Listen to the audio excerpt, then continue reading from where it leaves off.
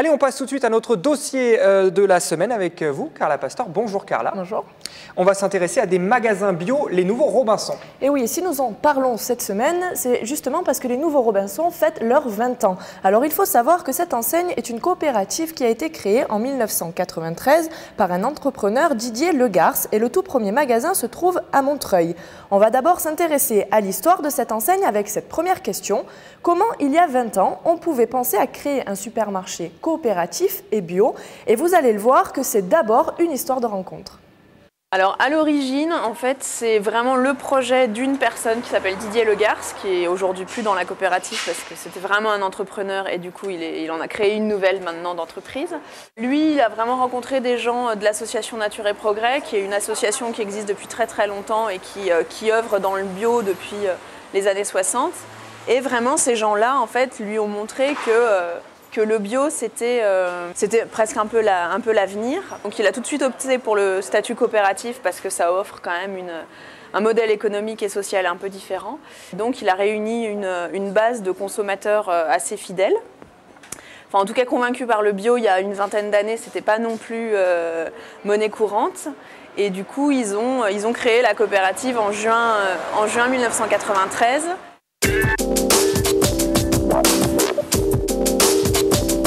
À Montreuil parce que c'est vraiment une question d'opportunité immobilière uniquement.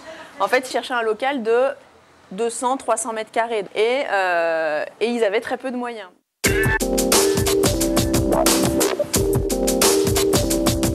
Alors, pourquoi ce nom? Parce qu'en 93, le bio, c'était un peu un îlot isolé au milieu de nulle part et où il fallait faire un peu tout seul. Donc comme Robinson quand il a créé son île en fait.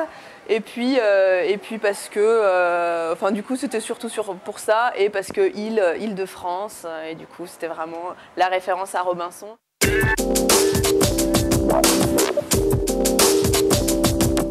Alors, les Nouveaux Robinson, c'est quand même une entreprise relativement importante puisque c'est 16 magasins et c'est en tout 240 salariés entre les magasins, les services administratifs et les services logistiques. Alors à Montreuil, il y a 2 magasins, c'est 60 salariés rien qu'à Montreuil en fait. Le magasin historique, c'est vraiment le magasin locomoteur et c'est lui qui engrange le plus grand chiffre d'affaires aussi.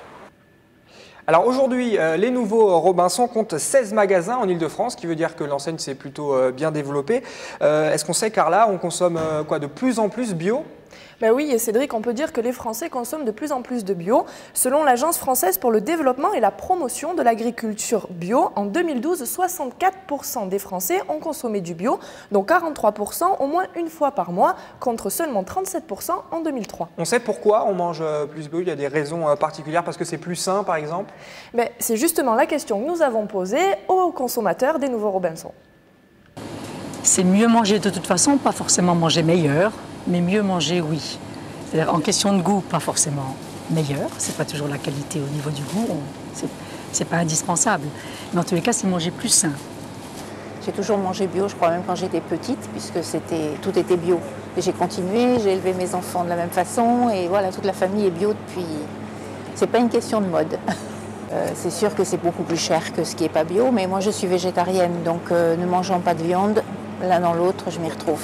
J'ai des enfants, donc j'ai quand même le souci d'essayer de remplir leur assiette le plus sainement possible, on va dire. Alors c'est effectivement en général un petit peu plus cher, il faut mettre un petit peu plus dans le porte-monnaie, mais voilà, je pense que les bienfaits voilà, n'ont pas de prix, quoi.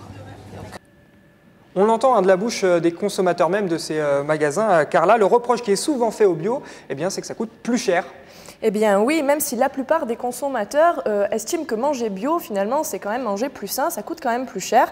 Et c'est justement contre cette idée que se bat aussi Gilles Davot, ce spécialiste de la cuisine alternative, qui était présent pour les 20 ans des Robinson. Regardez.